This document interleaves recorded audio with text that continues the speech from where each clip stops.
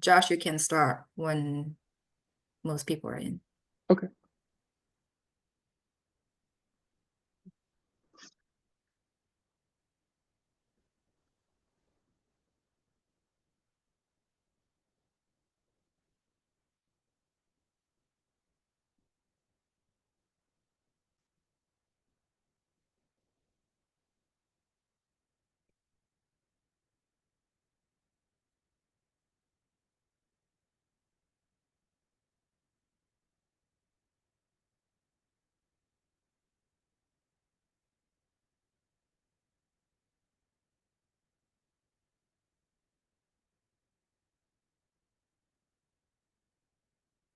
All right. Welcome everyone to our presentation, Spanning Borders, Assessing Geographic, Economic, and Institutional Factors Related to Study Abroad at Four-Year Colleges and Universities.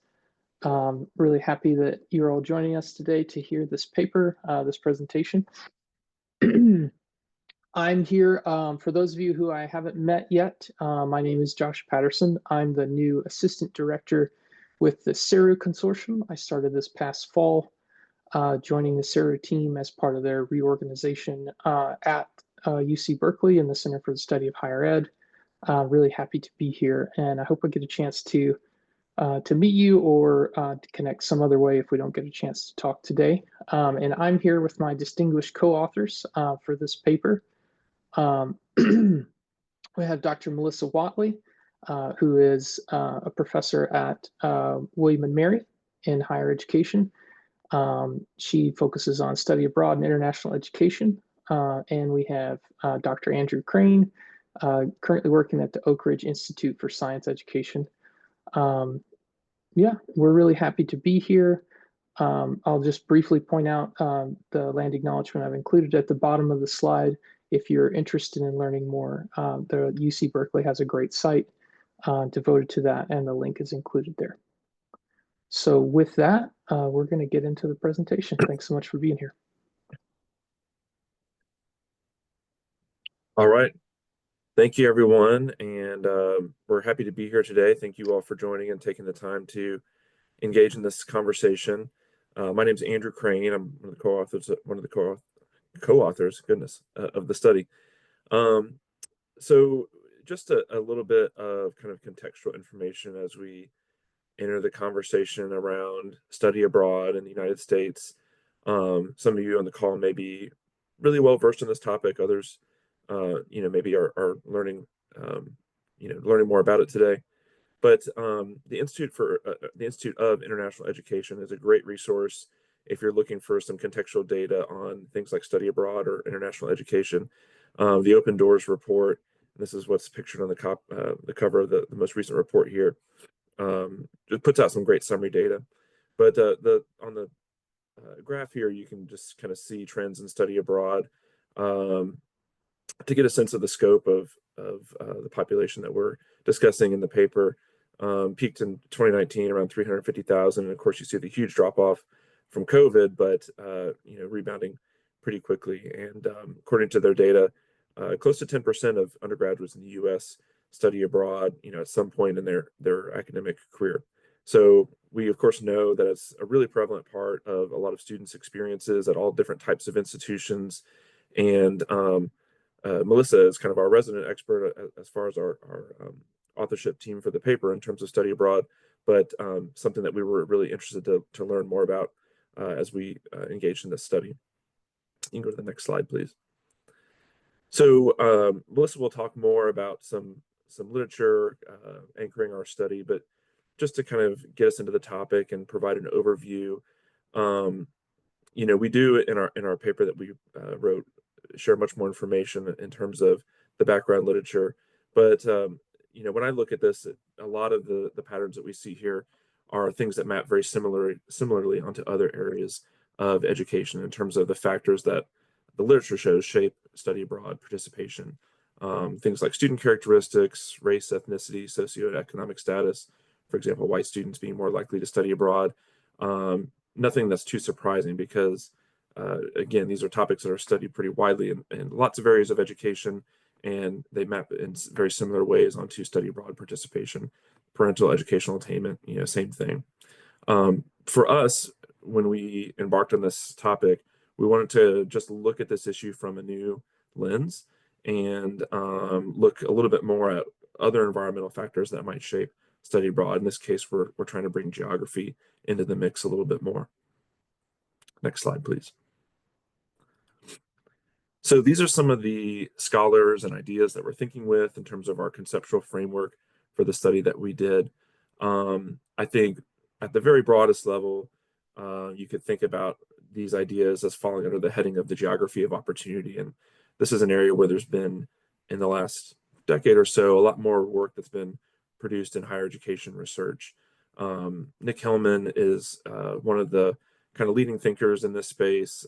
That's a publication that he co-authored for ACE there on the left-hand side. But he has several works where he's advanced this idea of education deserts, looking across the physical landscape in the United States at where institutions are distributed, what that means in terms of the physical access students have to colleges for things like college choice and degree completion, and trying to kind of conceptualize how there are gaps within these spaces where folks have less opportunities or less access to certain kinds of opportunities in terms of their institutions and their degree programs. So these concepts are really important to us as we think about not only college choice in general, but again, the types of experiences that students have access to in post-secondary settings. We also brought in some ideas from critical geography, and not a higher education researcher, but a critical geographer by the name of Massey has a lot of work in this space. One of the concepts that we really liked was this notion of power geometry, which is, Massey kind of problematizes this idea that I think some of us, sometimes we kind of internalize the idea that, technology is making the world flatter. It's making the world things more accessible, things more equitable. But Massey is kind of pulling at that a little bit and encouraging us to question that idea with this notion. And then we see scholars like Dace Garbino, who again is an educational researcher, replicating some of the work of Hillman within one specific community, in this case Rochester, New York, playing with that idea of educational deserts, and she also coins the term educational oases, looking at different parts of the city of Rochester and how students living in one particular area of the city might have access to fewer opportunities, and students in other areas have more of an oasis or a plethora of educational opportunities. So lots of scholars are kind of adding to this conversation around how educational opportunities are stratified according to space. Next slide, please. So the specific theoretical framework that we ended up using for the study to encapsulate all this is called spatial inequality theory. This is a sociological framework. And you see there the work of Lebau, Hooks, and Tickemeyer. And the idea here is really that social institutions, and you could think of post-secondary institutions being part of that equation, as they're allocated across physical space, they serve as nodes where folks can access opportunities, access resources. The opportunities are kind of channeled through particular places within society in a very physical way sometimes. So that's, you see on this list here, institutional arrangements, that's one way we can think about this. Economic structures, again, can be stratified according to space. So if you think about, the example I always think of is like venture capital. We know venture capital is concentrated in very specific locales around the country, out in Silicon Valley or New York City or in places on the East Coast. What does that mean for growth and opportunity in other places that don't have that access? Spatial situations, site factors. In our study, the example we would use is how close is an institution or an individual to an international airport?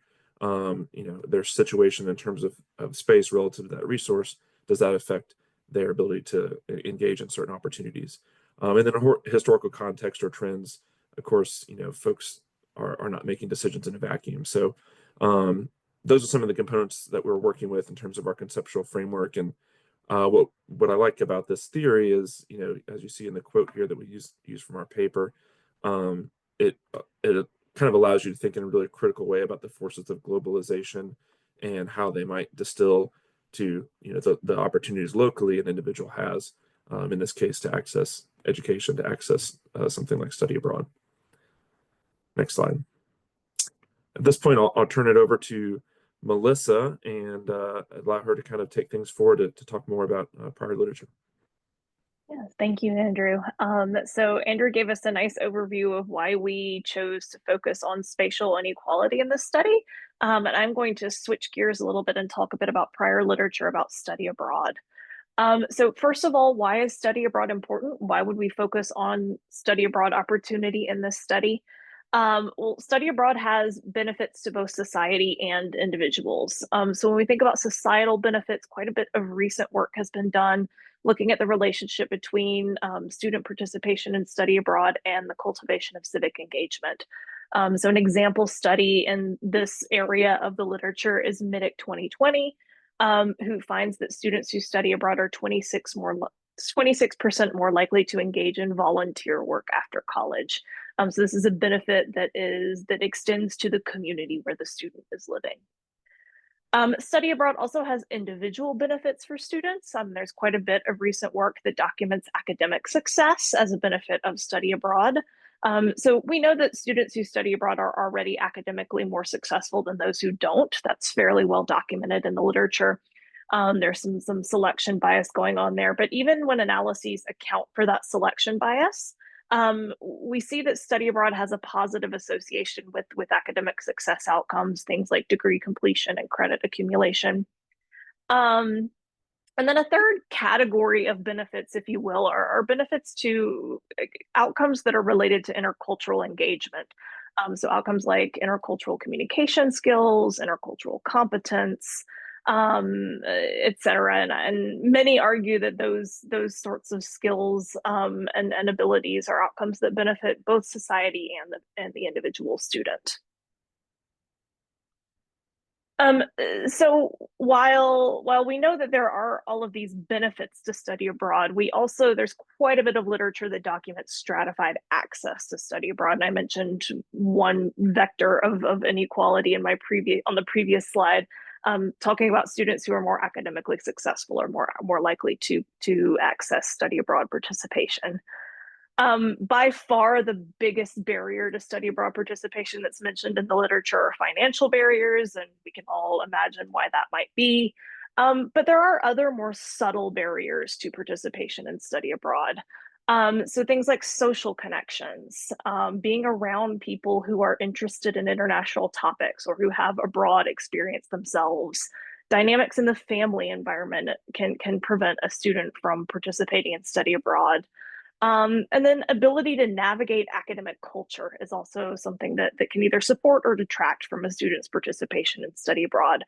So knowing how to navigate that often hidden curriculum of how do you even find out information about study abroad programs and then subsequently enroll in them. And then there's also institutional resources that can support or detract from study abroad participation. So in a study that I published back in 2019, I found that students who were able to access faculty who were employed full-time, so not contingent faculty or adjunct faculty, but full-time faculty, were more likely to study abroad. The idea being that they had a greater quantity of interactions with the same faculty member over and over and over, and then were able to benefit from faculty members' expertise about the abroad context in general, faculty members' own experiences abroad, and then information about study abroad programs through faculty. So when we think about the role of geography, there's actually not that much research out there that looks at geography and how it relates to study abroad opportunities. There's one study that indicates that public two-year institutions, so community colleges in both rural areas and small towns, are less likely to offer study abroad programs. There's a handful of other studies that focus on promising practices for building study abroad programs, particularly at rural institutions. And these studies indicate that this is an area where work is needed. And when we looked at the literature and at what we do know about the role of geography as that intersects with study abroad, we realize that this could be problematic in terms of access to these international opportunities. So we know that most students attend college close to home, particularly those from disadvantaged backgrounds. And so students who are living in these areas where international education, study abroad is not as likely to be offered, already enter their post-secondary studies at a disadvantage. So that brings us to our research questions. So in this study, we are asking two. The first one is, how do indicators of students' geographic context at their post-secondary institution relate to their opportunity to access study abroad programs? So this is just a yes or no. Are there study abroad programs offered at the students' institutions? And then two, how do indicators of students' geographic context at their post-secondary institution relate to their participation rates in study abroad programs? So the second question is really a question about magnitude. So not just whether study abroad is offered or not, but how, to what extent do students actually participate in these opportunities? So I am going to turn things over to Josh, who will talk a bit about the data that we use to answer these two questions. Yeah, thanks, Melissa and Andrew. So the data set that we created for this paper was sort of a project in and of itself. And it was done over the series, like quite a few months. We trialed a number of different things, and it really was, I think, an interesting exchange and collaboration between the three of us in terms of thinking through, what information do we have access to, what can we add to it, and what are the different ways creatively that we can think about constructing a data set that allows us to measure some of those, conceptual concepts or the conceptual ideas that Andrew mentioned, as well as, including variables that we know from the prior literature impact study abroad participation. One of the professors that the three of us all had together, because we were all classmates in our doctoral program, like to talk a lot about the sociological imagination. And I think that played a big role in the construction of this data set. So you'll see a lot of the institutional variables come from the IPEDS data set. And that was sort of a starting point for us in terms of thinking about geography, and then one that obviously we supplemented with some other sources. IPEDS was our source for study abroad offered. And then, the resource that Andrew mentioned at the very beginning, IIE, is where we got our dependent variable for total study abroad participation, the number of students participating in study abroad in a given year. And then, as we go down the list, it gets a little bit more creative. It was a combination of IPEDS and FAA data that we used to generate the variable that we used for distance from an airport. So I think it was Melissa actually who was able to pioneer some GPS related processes to give us those distance in miles. And then, for the other variables, it was a long conversation to think about. We have this conceptual framework. We know these contextual factors, institutional arrangements, all these ideas are important and they're having an impact. So like, how can we actually introduce them into a data set in the way that allows us to quantify something around those theoretical constructs? The three that we settled on after, extensive discussions and review of not just higher ed literature, but actually I did a deep dive into public policy literature via some meta-analyses and meta-reviews, looking at, for those people who researching similar constructs, not the same topic at all, like how are they operationalizing some of these constructs? And that's where we settled on international imports to exports ratio. The idea being trying to determine, within the context that surrounds the institution, what is the level of engagement internationally beyond a higher education context? So through the economy. Individuals obtaining lawful presence, this was another way that we're trying to look at what is the way that this area, and the unit of measurement is the state.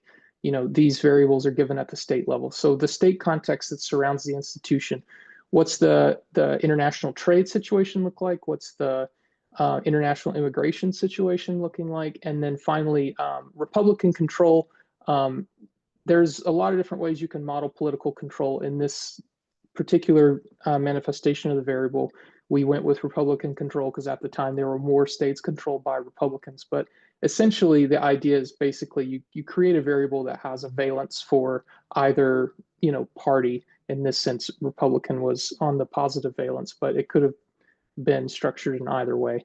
The source of that data was the National Conference of State Legislatures. It's a simple math equation that's in the paper, but essentially you're trying to quantify the party control of not only the governor, but the houses of legislature. And then for the immigration data came from Department of Homeland Security, and international exports imports was from the Census Bureau. And then all of these variables, we measured at the state level and then integrated those into the data set. So in addition to those control variables listed on the right, obviously, those are all things that the literature, told us that we needed to keep in mind. So next slide, please. Important exclusions for those of you who've worked in IPEDS data, you know that these particular sets of institutions, while they are interesting and I think merit more study, they don't really map well onto the structure of data that follows. And so, they're excluded from this study, not because we don't think they're important, but simply because including them would have skewed the results or made the analysis more challenging. So we've got special focus institutions, U.S. service schools, non-degree granting institutions, and those outside the 48 continental U.S. So again, it's not that those institutions aren't important, it's just that they presented particular challenges to the construction of the data set. So, and I will hand it back to Melissa. Yeah, so we use two different kinds of regression analysis to answer our research questions. We use logistic regression when the outcome is whether or not study abroad is offered. So that's our first research question. And then we use fairly standard vanilla linear ordinary least squares regression when the outcome is study abroad participation. So our second research question. All of our models include a state level random effect, which accounts for the clustering of institutions and states. So, we might think that all of the institutions in California have something in common with each other just because they are all located in the same state. So we include that random effect to account for that. We estimated all of our models twice. The first set of models includes only the geographic context variables, and then the second set of models adds in the control variables that were listed a couple slides ago. So a bit of information about our descriptive statistics before I jump into the regression results. First of all, around 80% of the institutions in our sample offered study abroad. And then among the institutions reporting study abroad participation numbers to Open Doors, which is IIE, the average number of students studying abroad was 377. Now this comes with a bit of a caveat. So you'll notice that only 829 institutions actually reported study abroad participation numbers to IIE. That is because that's for a couple reasons. One, the Open Doors survey, which is how the Institute for International Education collects this data, is a voluntary survey. So institutions are not required to fill it out. So some institutions just don't submit their information. And then the second reason is that the Open Doors report masks data from institutions that report 5 or fewer students studying abroad. And so there's no way to know from those institutions how many students participated in a given year. So I mentioned that just so that to interpret that average with some caveats in mind. The average international imports to exports ratio is 1.64. So this means that on average, states imported more international products than they exported. The average number of foreign individuals obtaining lawful presence in a state was 457. Average political control was 1.32, which means that on average, states were more likely to be under Republican control. Institutions were located in cities, around 45%. 25% were located in suburbs, 23% in towns, and then 7% in rural areas. And then the average drive time to an international airport was 56 minutes, so a bit shy of an hour. If we look at institutions that have study abroad versus institutions that don't offer study abroad programs to their students, we do see some differences descriptively.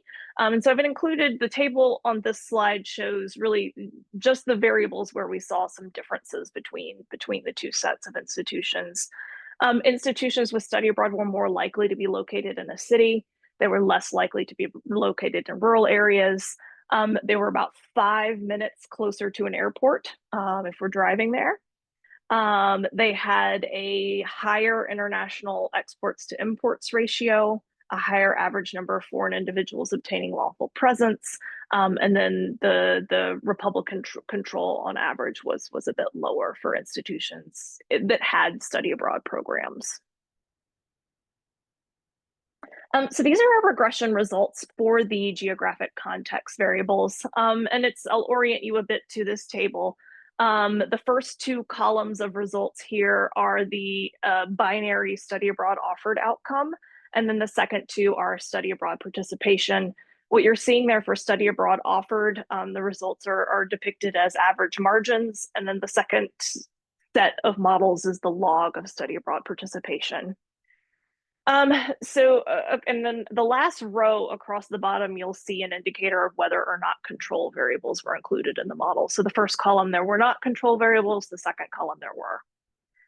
So what we see if we're looking at just study abroad being offered, if we're looking at the model without control variables, we see that as compared to institutions in cities, which is the reference group, institutions in towns and particularly rural areas were less likely to offer study abroad.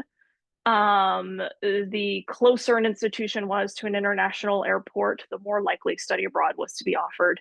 And then we also entered in a square of driving time into the model, which we get a negative association there. But in the end, that square does not really tell us very much, so I won't mention it a whole lot as I'm discussing these results. So that's what we get in the model without control variables. Once we enter in the control variables, we see that those significant results disappear. And it's kind of a similar story for study abroad participation. So if you'll shift your attention to the last two columns, we see similar patterns in that institutions in suburban and rural areas are less likely to have fewer students participating in study abroad compared to urban institutions. Individuals obtaining a lawful permanent residence has a negative relationship with study abroad participation. So as this average goes up, study abroad participation goes down, and then Republican control has a negative relationship with study abroad participation. But then again, once we enter the control variables into the model, most of these significant differences disappear.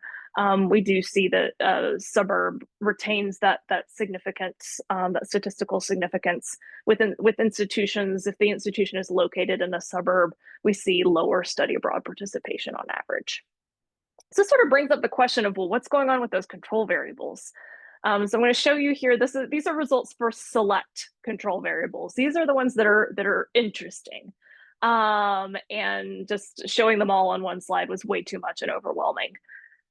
So if we look across the two columns here, so the first column being the study abroad offered outcome, the second column being the study abroad participation outcome, we see some similar patterns. So generally speaking, percent non-residents, so that's percentage of students enrolled who were non-residents, that is mostly international students, is positively related with both of these study abroad outcomes. Similarly, the percentage of students who identify as white is positively related with these study abroad outcomes. The percentage of students receiving Pell grants, so an indicator of socioeconomic status, we see a negative relationship there. If the school has an arts and sciences focus, so if we think about not just liberal arts colleges, but other colleges that have grant degrees primarily in the arts and sciences, there's a positive association with study abroad. Public institutions, we see a negative association as compared to private not-for-profit institutions. Institutions that offer doctoral degrees, we see a positive association with both study abroad outcomes. And then total enrollment, so larger institutions are both more likely to offer study abroad, and we see more students participating from those institutions. So I'm going to turn things back over to Andrew, or Josh. I'm turning it over to Josh, I believe, to discuss what these results mean and give a few conclusions. Sure, thank you. Yeah, so I mean, just as a quick, a lot of numbers, a lot of different variables, but in short, there's spatial inequality in the opportunity to study abroad, both in whether or not it's offered and the amount of participation that we see based on the institution.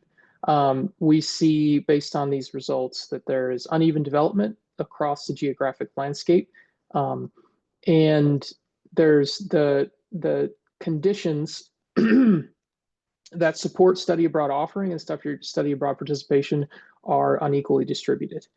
So it's higher education students, depending on where they go, clearly have an unequal opportunity to participate and a lower likelihood depending on where they choose to go. Which obviously, we're connecting that back to the literature, which shows that students cluster into institutions based on various characteristics that they have and based on some of the other geographic situations that surround their decision of whether to attend university or higher education and then which institutions they attend. Interestingly, and we actually got some feedback when we submitted this manuscript. Someone complimented us for submitting a paper where our variables of interest did not show significance in the final model.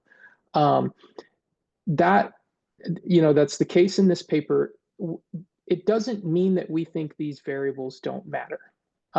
Just to be clear, just because these variables were not significant in this analysis doesn't mean we think they don't matter. We think what this analysis shows is it's pointing to some other variables in the model that have an even greater impact. And by introducing these variables, we are allowing for a more specific and more granular control of what the geographic impact is.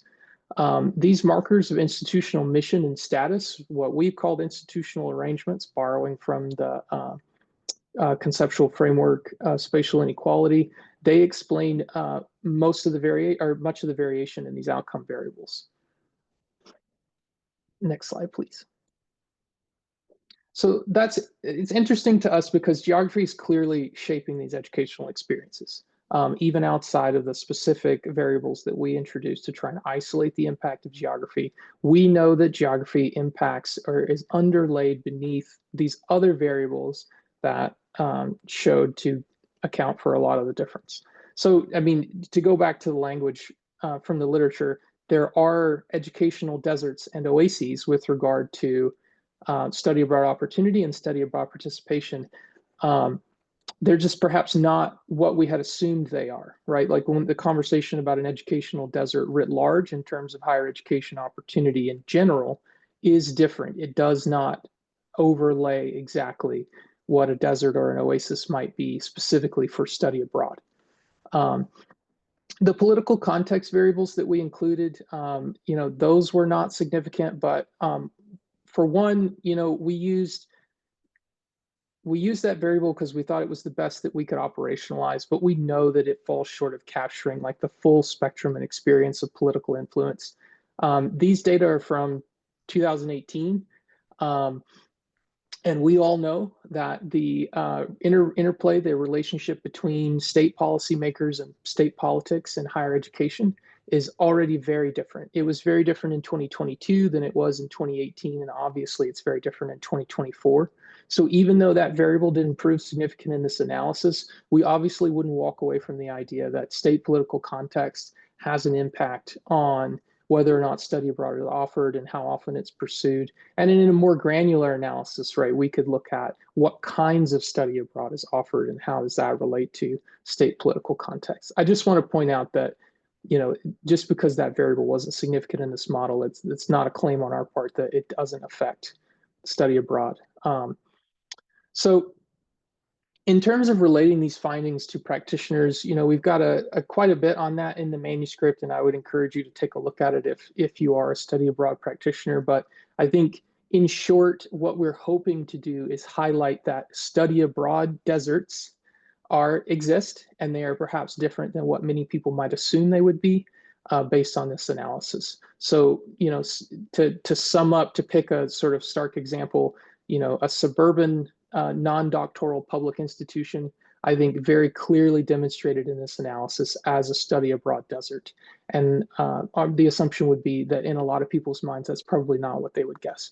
So we hope that these findings help better inform those conversations and support study abroad practitioners who hope to either get more institutions to offer study abroad, increase their offerings, or increase study abroad participation.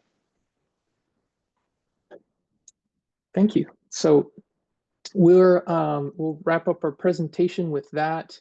We'll take a very short, maybe like 60-second reprieve, and then do some Q&A. So hopefully that you all have some questions. If you don't want to, raise your hand and ask your question on camera, feel free to throw it in the chat. I'll help moderate a little bit of Q&A. And if you all don't give us anything to talk about, we're just going to keep talking about the paper. So this is your opportunity to direct the conversation if you want to. If not, we'll just continue to be in charge. So we'll take 60 seconds and then we'll do some Q&A.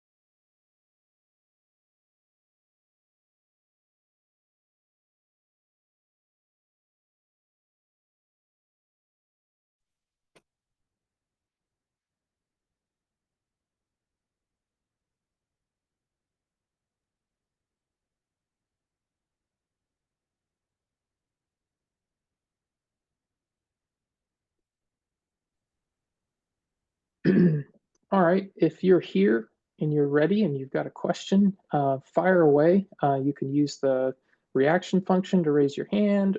You're welcome to just turn off your mic and call out if you're more comfortable with that. And please do put questions in the chat if you have those and you're more comfortable sharing them that way.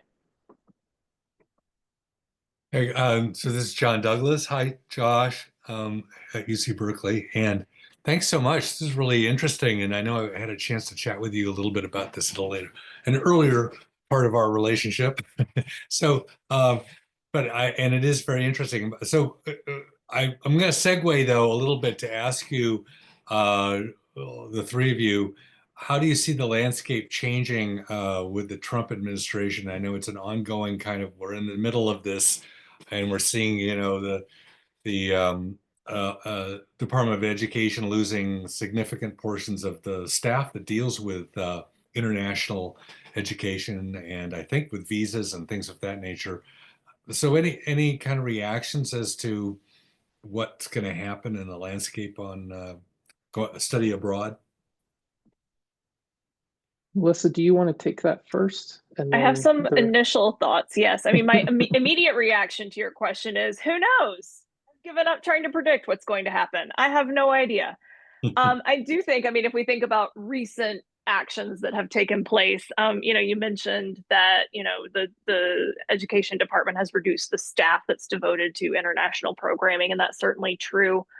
I would say what's going to have a bigger impact, has already started to have a bigger impact, is the reduction of funding for international education programming. So things like the Ideas grants, for example, various scholarships for travel, Gilman scholarships, and that sort of thing.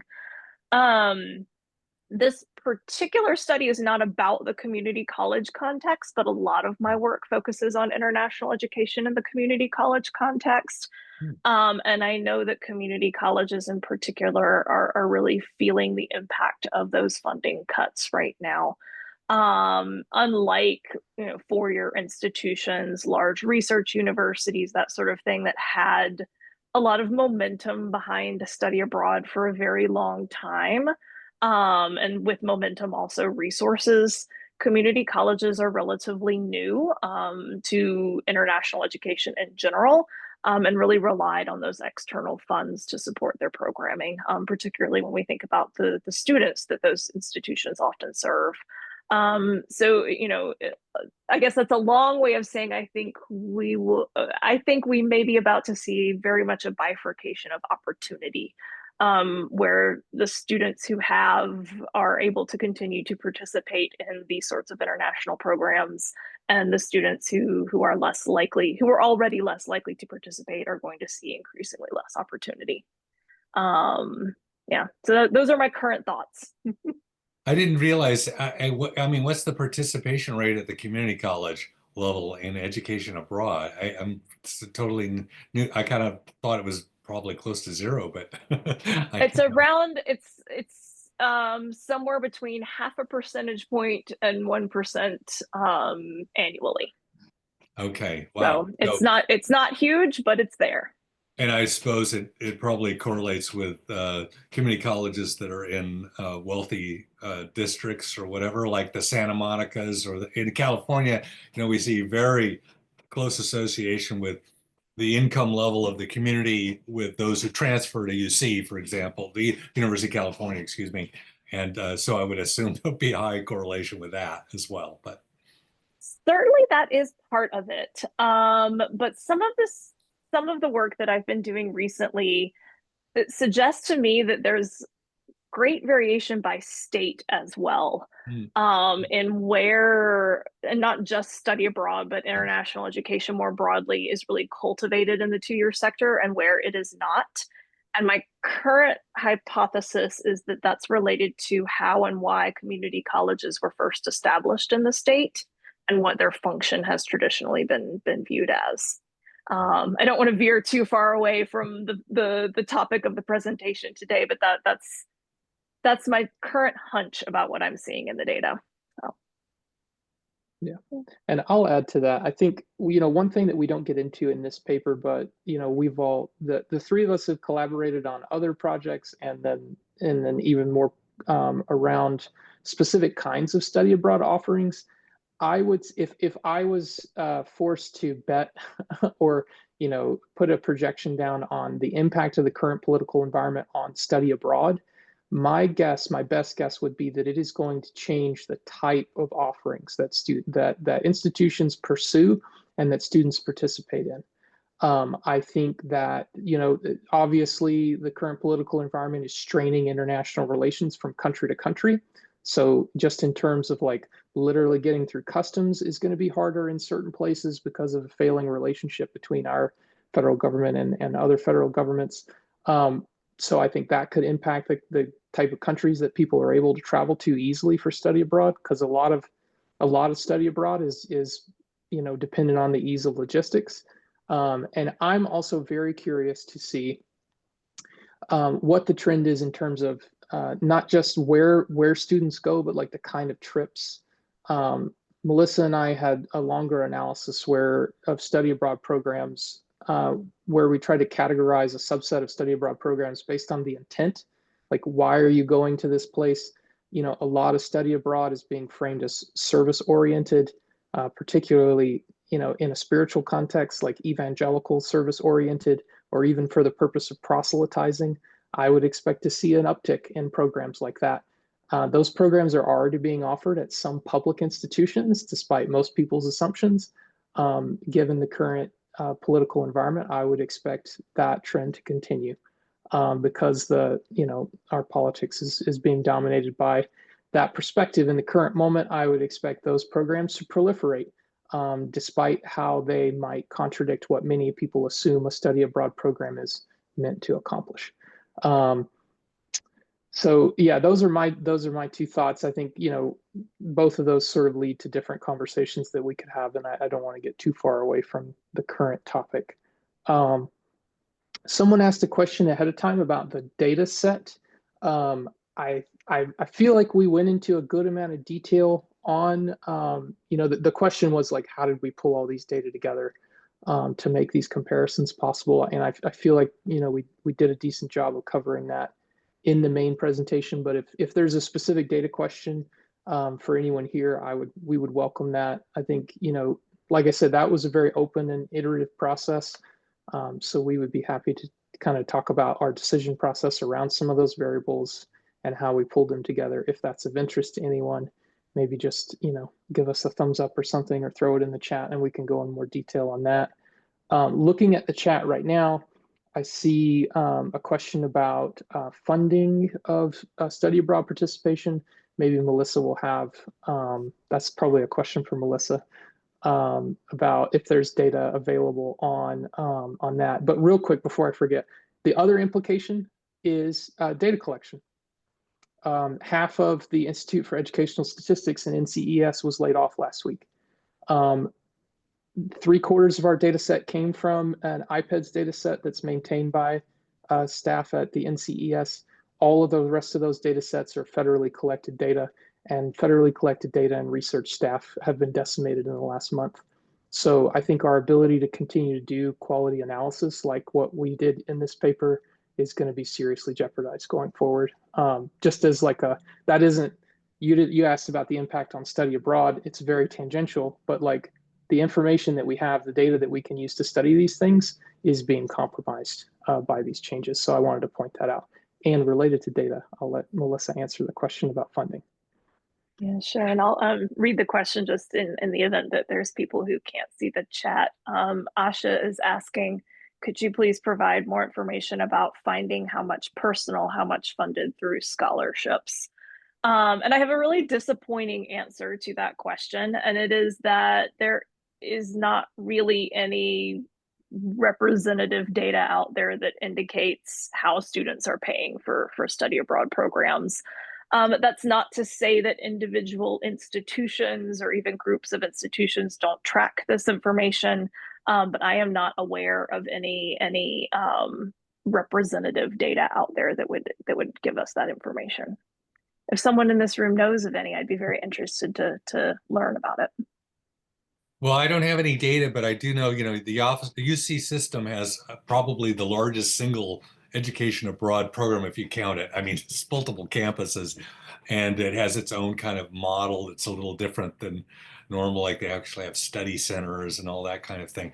But they have started to offer some minor scholarships, but I think it's still a very small kind of piece of this puzzle. And getting back to Asha question, and Asha's a former visiting scholar here at the center, and she's in New Delhi. Hi, Asha. So, that this is really a personal expense largely, which gets back to, the data that you showed, that there are certain people of certain economic means that do it. And these people of certain economic means go to certain universities or colleges that have, often private. I was interested to see your negative correlation on the public side. I'll just throw out one little thing too, just on the budgetary side, is my perception is, but I'd love to have it contradicted, is that a lot of small private colleges use education abroad as kind of like an income generator for them, because they send the students off, they charge them the same amount of tuition, they're not on campus. It creates a little more room for other students to come and enroll. I don't know, something like that. I mean, why does a college that charges $60,000 to come to their institution, these are more the elite side, but then, charges the same amount when the student goes off to an education abroad program in which there's like lower cost. Anyway, sorry, I went down that road, but the finances is a very important component of all this. Yeah, and I'll just say, like, as a personal connection to this study, I'm from a rural background, first generation college student. I did not study abroad in undergrad, and I never actually realistically considered it. I remember, like hearing about it. I saw the tables and the booths or whatever, and I would just think, walking past it, like so many other things that I saw on campus, well, this is not for me. My parents are working class. They don't make a lot of money. Everything that I'm like, all of my expenses are either paid through scholarship or student loans. And it was a non-starter. Now, I've since learned, getting a PhD in higher ed, that there were scholarships, there were resources, there were things that I could have done, if I had known the right people to talk to, if I had had that social capital or experience of coming from a family or a network that had been in higher ed, maybe I could have navigated that system a little better. But it's just an interesting way, like my own, in doing this study and reading the literature, some of the findings that sort of frame this paper, you know, I definitely saw a lot of personal resonance in that.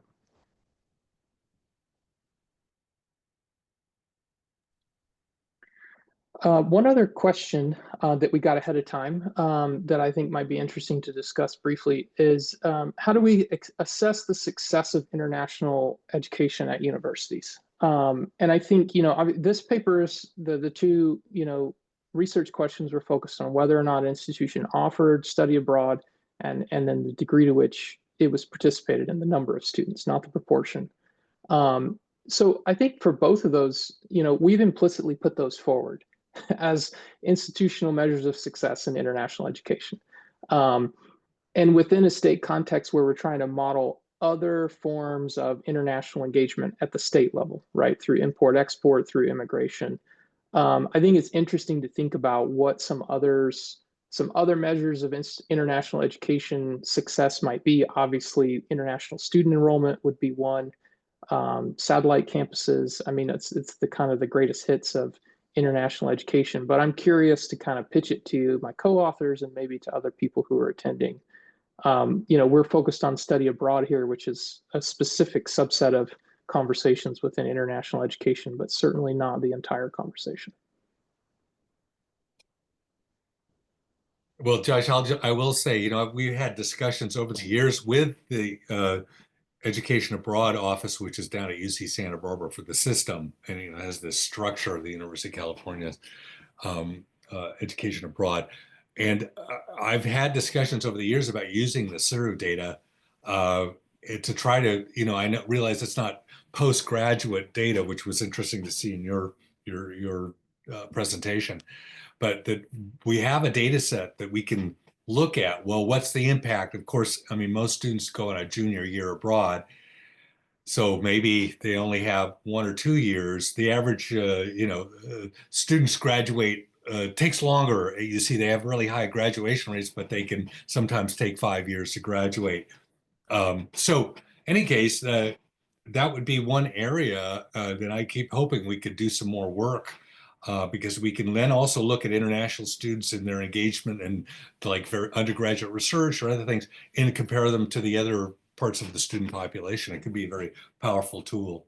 So maybe we'll talk about that again, because I used to have these discussions with that office down in Santa Barbara, and maybe we could renew it.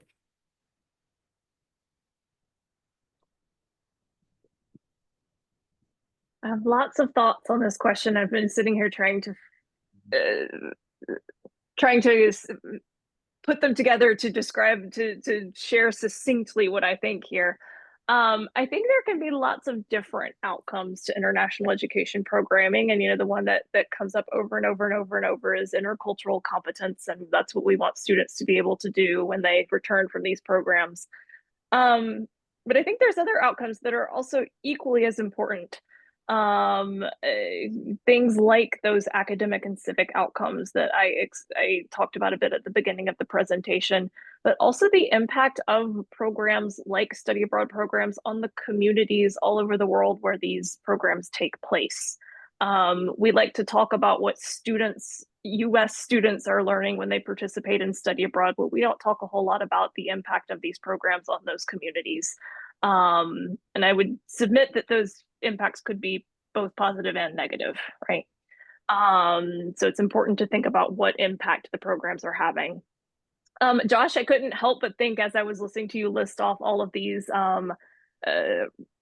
things that we consider to be international education is that they are all very mobility focused.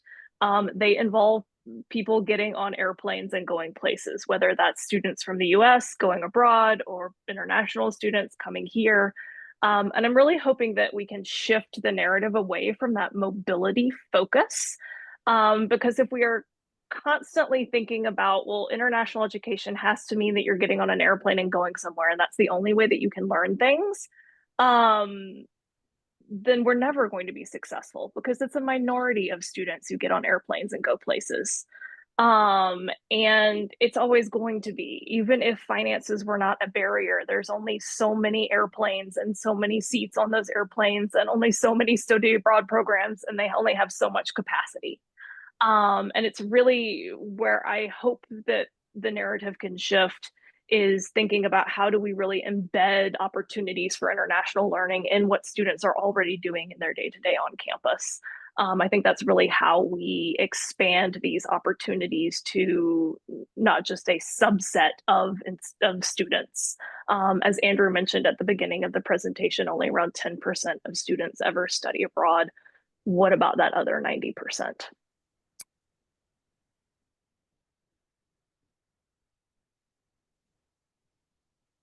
Any other final questions from our gathering? Well, if you want to get in touch with us, please do. This recording will be saved and posted, so you can view it again if you like. All of our contact information is included. All of us would love to be in touch based on this talk if you're interested in following up. For all the Berkeley-based people, I look forward to seeing you around in the future. And thanks so much for attending today.